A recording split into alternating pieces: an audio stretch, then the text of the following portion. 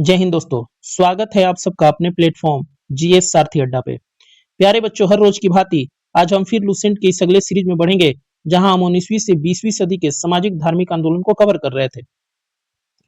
प्यारे बच्चों, हर प्रश्नों के साथ साथ प्रश्नों का जो एक्सप्लेनेशन दिया गया है, इसको लुसेंट के थ्योरी बुक के साथ साथ एनसीईआरटी को भी कवर किया गया है, ताकि एक भी प्रश्न एग्जाम में आपका न छूटे। आपको एक्सप्लेनेशन के एक पॉइंट को देखते चलना है हमारे साथ, ताकि एग्जामिनर यदि कोई भी नया प्रश्न बनाए तो वह प्रश्न का आंसर आप एग्जाम हॉल में दे सके। तो आज का पहला प्रश्न आपके सामने है, शुरू करते हैं। और उससे पहले यदि आपने अभी तक चैनल को लाइक शेयर सब्सक्राइब नहीं किया है, तो सबसे पहले चैनल को लाइक शेयर सब्सक्राइब करें, ताकि नोटिफिकेशन आपके पास पहुंचे और आप अपनी तैयारी को और मजबूत बना सके। आज का पहला प्रश्न है कि निम्नलिखित में से कौन फ्राइजी विद्रोह का नेता था। यह यूपी पीसीएस 1999 का प्रश्न है और आपको बताना है कि फ्राइजी विद्रोह का नेता कौन था। फ्राइजी विद्रोह आगा महमूद रजा थे, या दादू मियाँ थे, या शमशेर गाजी थे, या वजीर अली थे। तो प्यारे बच्चों, इसका आंसर हो जाएगा ऑप्शन नंबर बी, दादू मियाँ। अब यहाँ एक्सप्लेनेशन में आएंगे और एक्सप्लेनेशन के साथ साथ हमारा एक एक पॉइंट कवर होते चला जाएगा और कंसेप्ट भी क्लियर होते चला जाएगा। अब फ्राइजी विद्रोह बंगाल के फरीदपुर नामक स्थान से शुरू हुआ था। पूछे कि फ्राइजी विद्रोह शुरू कहां से हुआ था, तो बंगाल के फरीदपुर नामक स्थान से शुरू हुआ था। ये एक पॉइंट आपको याद रखना है। अगला पॉइंट यहां से बनेगा कि फ्राइजी संप्रदाय का प्रवर्तन या प्रवर्तक कौन था। तो जब फ्राइजी संप्रदाय का प्रवर्तक या प्रवर्तन पूछे तो शरीयतुल्लाह जी थे, और फ्राइजी संप्रदाय का संस्थापक भी शरीयतुल्लाह जी को ही माना जाता है। और जो दादू मियाँ थे वो शरीयतुल्लाह जी के पुत्र हुआ करते थे। दादू मियाँ इनके पुत्र थे और इन्होंने अंग्रेजों को बंगाल से बाहर निकालने में तथा जमींदारों के अत्याचार को समाप्त करने के लिए 1838 में विद्रोह किया था। यह विद्रोह 1838 से 1857 तक चला था, किंतु सक्रिय नेतृत्व के अभाव में समाप्त हो गया तथा बाद में इस संप्रदाय के लोग बहावी आंदोलन से जाकर के जुड़ गए। अब पूछे कि फ्राइजी विद्रोह के लोग किस आंदोलन से बाद में जुड़ जाते हैं, तो बहावी आंदोलन से जुड़ जाते हैं। फ्राइजी विद्रोह की स्थापना किसने की थी, तो फ्राइजी विद्रोह की स्थापना शरीयतुल्लाह ने की थी, और इनके बेटे भी इसमें सक्रिय रूप से भाग लिए थे। इसलिए यहाँ स्थापना नहीं पूछा हुआ था, बल्कि यहाँ पूछा था कि इसमें से कौन संबंधित है, इसलिए यहाँ दादू मियाँ हो गया था। लेकिन स्थापना पूछे तो इनके पिताजी शरीयतुल्लाह होंगे। अगले प्रश्न की तरफ बढ़ते हैं और अगला प्रश्न आपके सामने है कि निम्नलिखित में से कौन सा सुमेलित नहीं है। अब आपको बताना है कि चार में से कोई एक गलत होगा जिसका सुमेल नहीं होगा। अब आत्माराम पांडुरंग इन्होंने प्रार्थना समाज की स्थापना की थी, तो बिल्कुल की थी, यह सही है। बी में दयानंद सरस्वती ने आर्य समाज की स्थापना 1875 में की थी, यह भी सही बात है। राजा राम मोहन राय ने आदि ब्रह्म समाज की स्थापना की थी, नहीं, इन्होंने सिर्फ ब्रह्म समाज की स्थापना की थी, आदि ब्रह्म समाज की स्थापना किसी और ने की थी। इसलिए इसका आंसर सी हो जाएगा, यही गलत है, इसीलिए यह सही हो जाएगा। स्वामी विवेकानंद ने रामकृष्ण मिशन की स्थापना की थी। पिछले सेशन में हम लोगों ने इन सभी बातों पर चर्चा अच्छे से कर रखा है। यदि आप नए हैं तो चैनल को लाइक से सब्सक्राइब करें और पिछले वाले सेशन को जाकर के जरूर देखें। एक एक सेशन को टॉपिक वाइज और लाइन वाइज सीक्वेंस में बनाया गया ताकि आपका एक भी प्रश्न एग्जाम में न छूटे। अब यहां बात करेंगे कि राजा राम मोहन राय आदि ब्रह्म समाज की स्थापना इन्होंने नहीं की थी, इन्होंने 1828 में सिर्फ ब्रह्म समाज की स्थापना की थी। तो पूछे कि आदि ब्रह्म समाज की स्थापना किसने की थी, तो आदि ब्रह्म समाज की स्थापना देवेंद्र नाथ टैगोर ने की थी। कब की थी, तो 1866 ईस्वी में इन्होंने किया था। यही गलत था, आदि ब्रह्म समाज की स्थापना देवेंद्र नाथ टैगोर ने किया था। एग्जाम में प्रश्न पूछता है और यह प्रश्न पीछे हम लोगों ने कर रखा है। अगला प्रश्न है कि निम्न में से किसने कहा था अच्छा शासन स्वशासन का स्थापना नहीं है। यानी कि ऐसा नहीं है कि अच्छा शासन है तो वह स्वशासन की स्थापना करता है, ऐसा नहीं है। यह बात कहने वाले व्यक्ति कौन थे, लोकमान्य तिलक थे, या स्वामी विवेकानंद थे, या स्वामी दयानंद सरस्वती जी हुआ करते थे, या दयानंद रविन्द्रनाथ टैगोर होंगे। तो इसका आंसर हो जाएगा प्यारे बच्चों ऑप्शन नंबर सी, स्वामी दयानंद सरस्वती ने यह बात कही थी कि अच्छा शासन जरूरी नहीं कि स्वशासन की स्थापना करे। अब यहां इनके बारे में बहुत सारी बातें मिलेंगी, बहुत ज्यादा, तो इसको थोड़ा हाफ हाफ करके हम करेंगे। पहले हम इतने पॉइंट को कवर करेंगे कि यहां से क्या क्या प्रश्न एग्जाम में बना सकता है। स्वामी दयानंद सरस्वती ने 1875 ईस्वी में कहा, तो बंबई में आर्य समाज की स्थापना की। यहाँ दो प्रश्न बन सकता है, कब की, तो 1875 में, कहां की, तो बंबई में की। प्रश्न बनता ही है और पूछा हुआ प्रश्न है, जिसका मुख्य उद्देश्य था प्राचीन वैदिक धर्म की शुद्ध रूप से पुनः स्थापना करना। यानी कि जो प्राचीन वैदिक धर्म था था उसको शुद्ध रूप से पुनः स्थापना कर देना था। स्वामी जी ने आर्थिक विचार में स्वदेशी का बहुत महत्व था। स्वदेशी का इनके आर्थिक विचार में बहुत महत्व था। राजनीतिक क्षेत्र में वह कहते थे कि बुरे से बुरा देसी राज्य अच्छे से अच्छे विदेशी राज्य से अच्छा है। यानी कि इनका कहना था, इनका मानना था कि अपना जो देसी चीज है वो बुरा से बुरा है, फिर भी विदेशी अच्छे से अच्छे विदेशी राज्य से हमारा अपना स्वदेशी बुरा से बुरा राज्य ही अच्छा है। यानी कि अपना कितना ही बुरा होगा तो हमारे लिए बेहतर है, और विदेशी कितना ही अच्छा है तो हमारे लिए बेहतर नहीं सोच सकता है। अगले पॉइंट में देखेंगे, उनकी इस शिक्षा के फलस्वरूप उनके अनुयायियों ने स्वदेशी और देशभक्ति की भावना कूट कूट कर भर गई। यानी कि उनके जो अनुयायी थे, जो उनके चेला चपाटी थे, उनके अंदर स्वदेशी और देशभक्ति की भावना कूट कूट कर भरने लगी कि स्वदेशी जो है वह बेहतर है कहीं ना कहीं विदेशी से। भारत के सामाजिक इतिहास में वह पहले सुधारक थे जिन्होंने शूद्र तथा स्त्री को वेद पढ़ने तथा ऊंची शिक्षा प्राप्त करने के लिए प्रेरित किया। तो दयानंद सरस्वती ने क्या किया? शूद्र तथा स्त्री को वेद पढ़ने के लिए और ऊंची शिक्षा प्राप्त करने के लिए प्रोत्साहन दिया कि आप लोग ऊंची शिक्षा प्रदान करें, तो उच्च शिक्षा प्राप्त करें और साथ ही साथ वेद पढ़े, ताकि आपको आपके धर्म के बारे में पता चले। और इन्होंने ही वेदों की ओर लौटो का नारा दिया था। अन्य सभी प्रकार की ऊंची जाति तथा पुरुषों के बराबर के अधिकार प्राप्त करने के लिए प्राप्त हो गया है, ये गलत है, प्राप्त करने के लिए आंदोलन किया। इन्हें भारत का मार्टिन लूथर किंग भी कहा जाता है। बहुत बढ़िया। से प्रश्न बन सकता है कि किस समाज सुधारक को मार्टिन लूथर किंग की संज्ञा दी गई है या मार्टिन लूथर किंग कहा जाता है? तो आपको याद रखना है, दयानंद सरस्वती को कहा जाता है। इनके द्वारा दिया गया नारा कि भारत भारतीयों के लिए है, भारत भारतीयों के लिए है, यह भी नारा किसने दिया था? तो दयानंद सरस्वती ने दिया था। यह भी प्रश्न बनता है कि भारत भारतीयों का है कि नारा किसने दिया? दयानंद सरस्वती ने दिया। वेदों की ओर लौटो किसने कहा? तो यह भी दयानंद सरस्वती ने कहा। सर्वप्रथम स्वराज शब्द का प्रयोग किसने किया? तो सर्वप्रथम स्वराज शब्द का भी प्रयोग इन्होंने ही किया था, दयानंद सरस्वती ने ही किया था। इन्होंने हिंदी को राष्ट्रभाषा भी माना। हिंदी को इन्होंने क्या माना? राष्ट्रभाषा भी माना कि हिंदी हमारी राष्ट्रभाषा है। और इन्होंने सत्यार्थ प्रकाश नामक पुस्तक की रचना भी की।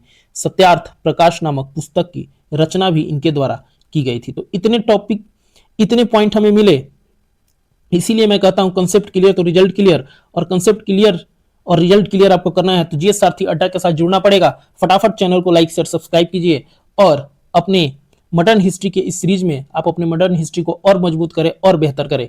आजकल हर एग्जाम में मॉडर्न हिस्ट्री के मैक्सिमम प्रश्न 99%, 90+% जो एग्जाम में प्रश्न पूछे जा रहे हैं वो मॉडर्न हिस्ट्री के ही पूछे जा रहे हैं।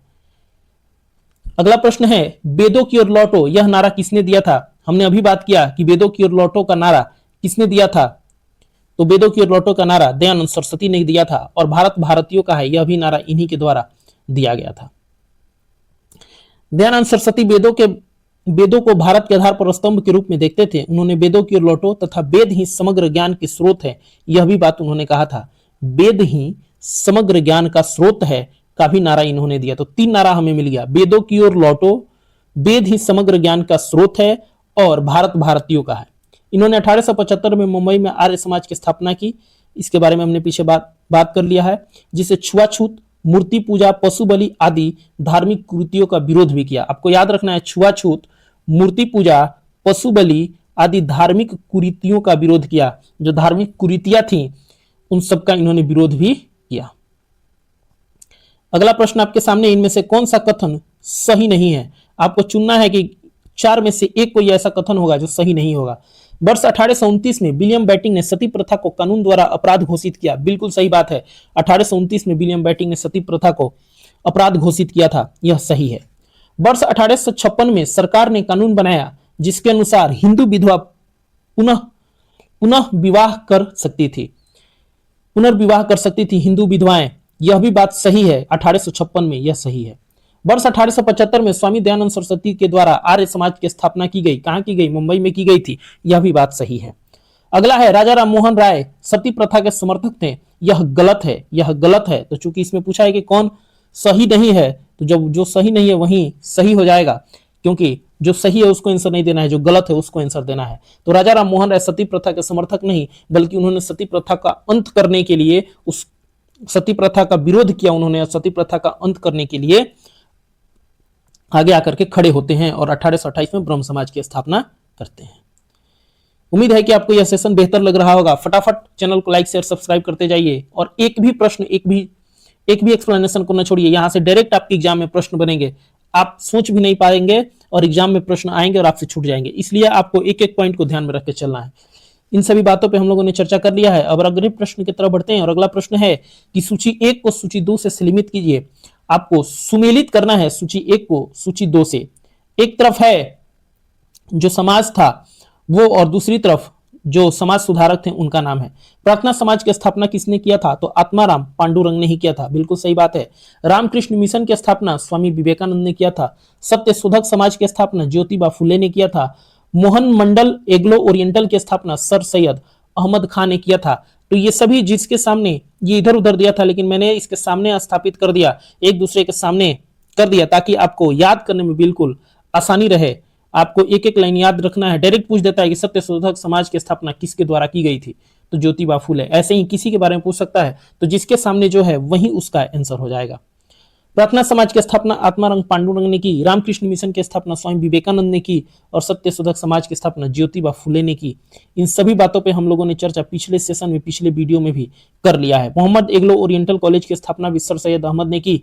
इस पे डिटेल में चर्चा हम लोगों ने पिछले क्लास में किया है कि कैसे उन्होंने किया, फिर उसके बाद कौन आता है, कैसे ओरिएंटल कॉलेज जो है उसका नाम बदला जाता है। इन सभी बातों पे हम लोग पिछले वीडियो में चर्चा कर लिया है। इसलिए आप नए हैं तो पिछले वाले सेशन को जरूर देखें।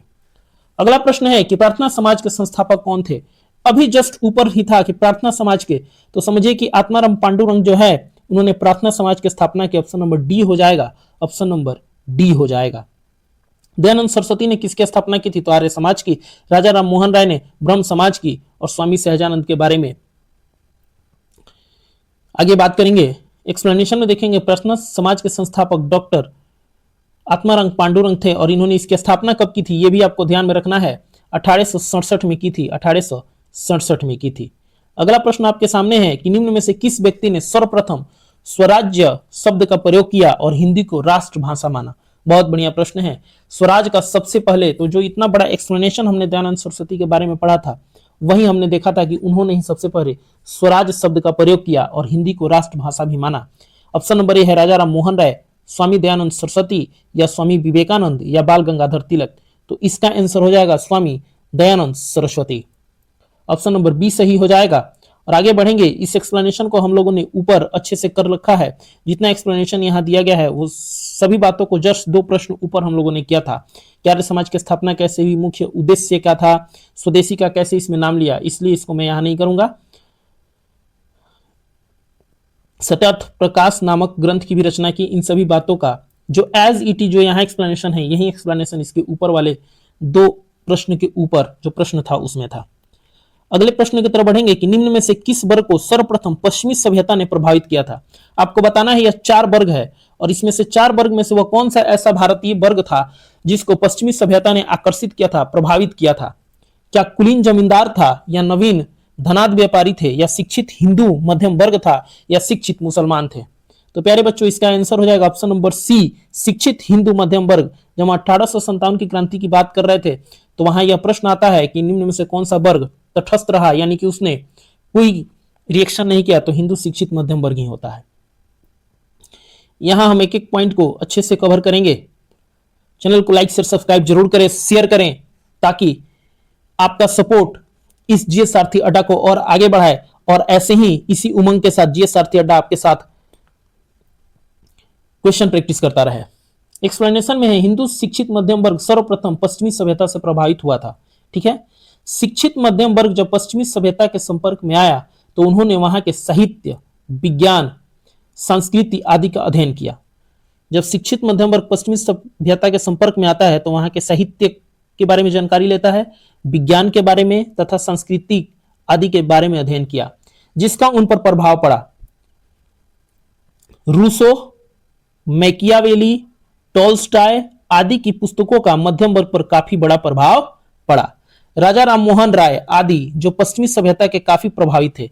राजा राम मोहन राय भी पश्चिमी सभ्यता से प्रभावित थे, बिल्कुल। तभी इन्होंने सती प्रथा का अंत की बात कही और कहा कि ऐसे धर्म में हमें कोई विश्वास नहीं जहां इंसान को इंसान न समझा जाता हो। भारत में अंग्रेजी माध्यम से शिक्षा मनोविज्ञान, दृष्टिकोण आदि का समर्थन करने लगे। जो राजा राम मोहन राय थे यह अंग्रेजी माध्यम की शिक्षा का भी क्या करते हैं, समर्थन करते हैं, वैज्ञानिक दृष्टिकोण की बात करने लगते हैं और इन सब का समर्थन करने लगते हैं। भारत में जनतांत्रिक संस्थाएं, स्वतंत्रता और समानता आदि मूल्यों के विकास के पीछे कुछ हद तक पश्चिमी सभ्यता का हाथ है। शिक्षित मध्यम वर्ग भारत में पश्चिमी सभ्यता के समान जनतांत्रिक संस्थाओं की मांग करने लगे। जो पश्चिमी सभ्यता से प्रेरित शिक्षित मध्यम वर्ग था वह अब धीरे धीरे जनतांत्रिक संस्था की मांग भी भारत में करने लगे थे। अगले प्रश्न की तरफ बढ़ते हैं। अगला प्रश्न है कि सूची 1 को सूची 2 से मिलाना है और इसको भी मैंने जो जिसके सामने है उसके सामने उसका डायरेक्ट आंसर रख दिया ताकि आपको याद करने में आसानी रहे। एग्जाम में डायरेक्ट प्रश्न पूछ सकता है कि फरेजी या फरीदी आंदोलन से संबंधित कौन कौन है। तो फरेजी या फरीदी आंदोलन के संस्थापक हाजी सरियतुल्लाह हुआ करते थे और इनका बेटा दादू मियां था। यह भी इस आंदोलन से संबंधित है क्योंकि आगे चलकर इस आंदोलन का नेतृत्व ये किया करता है। बी में है बहावी आंदोलन की स्थापना किसने की या उससे कौन संबंधित है। तो सैयद अहमद राय बरेली हैं। दार उल उलूम देवबंद से कौन संबंधित है। तो मोहम्मद कासिम ननौतवी संबंधित है। वह रशीदी अहमद गंगोही भी। तो दो लोग मोहम्मद कासिम ननौतवी और रशीद अहमद गंगोही उससे संबंधित है। अलीगढ़ 1875 जो अलीगढ़ 1875 उत्तर प्रदेश में उससे कौन है। अलीगढ़ जो ओरिएंटल कॉलेज था उससे कौन संबंधित है। तो सर सैयद अहमद खान संबंधित थे। इन सभी बातों को प्रश्नों में हम लोगों ने किया है। यहां एक बार फिर से थोड़ा सा हम देख लेंगे ताकि आपका रिवीजन हो जाए। फराजी फौजी नहीं फराजी होना चाहिए, यहां फ्रैजी होना चाहिए, फराजी होना चाहिए, गलती से यहां हो गया है, इसको आप सुधार लेंगे, फराजी या फ्रैजी होगा। इस आंदोलन से हाजी सरियतुल्लाह और उनके बेटे दादू मियां ने शुरू किया और संबंधित है। बहावी आंदोलन की शुरुआत सैयद अहमद राय बरेली द्वारा की गई थी। दार उल उलूम देवबंद की स्थापना मोहम्मद कासिम तनौतवी और रशीद अहमद गंगोही ने की। इसको नोट डाउन करते चलना है और याद रखना, डायरेक्ट प्रश्न पूछ सकता है कि किसका किसने स्थापना किया था। अलीगढ़ आंदोलन जो था सर सैयद अहमद खान ने प्रारंभ किया था, या अलीगढ़ आंदोलन नहीं होगा बल्कि अलीगढ़ का जो ओरिएंटल कॉलेज था उसकी स्थापना किसने की थी। सर सैयद अहमद खान ने की थी। अगले प्रश्न की तरफ बढ़ेंगे। अलीगढ़ आंदोलन का उद्देश्य था, सॉरी यहां अलीगढ़ आंदोलन जो है वो सही था, अलीगढ़ आंदोलन ही होगा। अलीगढ़ आंदोलन की स्थापना सर सैयद अहमद खान ने किया था या इसका प्रारंभ सर सैयद अहमद खान ने किया था। अलीगढ़ आंदोलन का उद्देश्य क्या था आपको बताना है। अलीगढ़ आंदोलन का उद्देश्य क्या था। भारतीय इस्लाम का उदारीकरण व धार्मिक पुनः व्याख्या या समाज सुधार के आधुनिक शिक्षा के जरिए भारतीय मुसलमानों का आधुनिकरण। इसका आंसर हो जाएगा प्यारे बच्चों ऑप्शन नंबर ए और बी दोनों ही इससे संबंधित है। यहां हम नोट डाउन करते चलेंगे कि अलीगढ़ आंदोलन का प्रवर्तक सर सैयद अहमद खान थे। अलीगढ़ आंदोलन किससे संबंधित है या उसके प्रवर्तक कौन है। तो सर सैयद अहमद खान थे। इस आंदोलन का मुख्य उद्देश्य मुसलमानों में पाश्चात्य शिक्षा एवं वैज्ञानिक सोच को बढ़ावा देना था। पाश्चात्य का मतलब हमने बताया था कि पश्चिमी सभ्यता होता है, यानी कि जो मुसलमान हैं उनके अंदर पश्चिमी सभ्यता, पश्चिमी शिक्षा और वैज्ञानिक सोच को बढ़ावा दिया जाए। सर सैयद अहमद खान चाहते थे कि मुस्लिम वर्ग पाश्चात्य यानी कि पश्चिमी शिक्षा ग्रहण करे ताकि प्रशासन में अपना स्थान प्राप्त कर सकता है। यानी कि जैसे ही पश्चिमी शिक्षा और अंग्रेजी बोलना सीख जाएंगे तो प्रशासन में इनकी पकड़ होने लगेगी। इस सोच से अलीगढ़ आंदोलन की शुरुआत सर सैयद अहमद खान करते हैं। इसके साथ ही सैयद अहमद खान ने इस्लाम में व्याप्त सामाजिक कुरीतियों के विरोध भी आवाज उठाई। सर सैयद अहमद खान शुरुआत में हिंदू मुस्लिम एकता के हिमायती थे, यानी कि शुरुआत में सर सैयद अहमद खान हिंदू मुस्लिम एकता की बात करते थे, परंतु अंग्रेजों के संरक्षणवादी नीति का अनुसरण करने के बाद वे मुस्लिम वर्ग के लिए ही केवल कार्य करने लगे। यानी कि हिंदू मुस्लिम एकता की बात छोड़ दिए। कब? जब ये अंग्रेजी संरक्षण में चले जाते हैं तब। ठीक है प्यारे बच्चों, अगला प्रश्न है कि भारतीय राष्ट्रीय कांग्रेस का समर्थन एवं ब्रिटिश पक्षधर अलीगढ़ आंदोलन का विरोध करने वाला आंदोलन था। आपको बताना है कि वह कौन सा ऐसा आंदोलन था जिसमें भारतीय राष्ट्रीय कांग्रेस का समर्थन किया गया तथा ब्रिटिश के पक्ष में रहने वाले अलीगढ़ आंदोलन का विरोध किया जाने लगा। तो यह आंदोलन कौन सा था। 4 ऑप्शन आपके सामने होगा। देवबंद आंदोलन था, या अहल ए हदीस आंदोलन था, या अहल ए कुरान था, या बरेलवी था। तो इसका आंसर हो जाएगा प्यारे बच्चों देवबंद आंदोलन। ऑप्शन नंबर ए देवबंद आंदोलन। इसने भारतीय राष्ट्रीय कांग्रेस का समर्थन किया तथा भारतीय राष्ट्रीय कांग्रेस का समर्थन किया तथा ब्रिटिश पक्षधर अलीगढ़ आंदोलन का विरोध किया। इस आंदोलन की शुरुआत 1866 में हुई थी। किस आंदोलन की? देवबंद आंदोलन की शुरुआत 1866 ईस्वी में की गई थी। अगला प्रश्न है कि 20वीं सदी के आरंभिक दशक में आरंभ होने वाला आंदोलन था, वह कौन सा आंदोलन था जो 20वीं सदी के आरंभ में शुरू हुआ था? तो इसका आंसर हो जाएगा प्यारे बच्चों ऑप्शन नंबर डी, अहरार आंदोलन। ऑप्शन नंबर डी, अहरार आंदोलन। अहरार आंदोलन जो था वह 20वीं सदी के आरंभिक दशक में आरंभ हुआ था। कब हुआ था? यहां एक्सप्लेनेशन में हम देख लेंगे कि कब हुआ था यह आंदोलन। 1910 में इसकी शुरुआत की गई थी। अहरार आंदोलन की शुरुआत 1910 में की गई थी। इसके प्रमुख नेता कौन कौन थे? पूछ लेता है कि निम्न में से कौन इसके प्रमुख नेता है? तो मोहम्मद अली होंगे, हकीम अजमल खां होंगे, हसन इमाम होंगे, जाफर अली खां होंगे और मजहरुल हक आदि इतने लोग इस आंदोलन से जुड़े हुए थे।